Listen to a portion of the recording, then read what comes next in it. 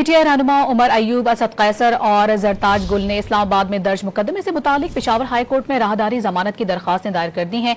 क्या इस्तदा की गई है, जानेंगे डॉन न्यूज के नुमाइंदे अब्दुल हकीम मोहम्मद से। अब्दुल हकीम, बताइएगा।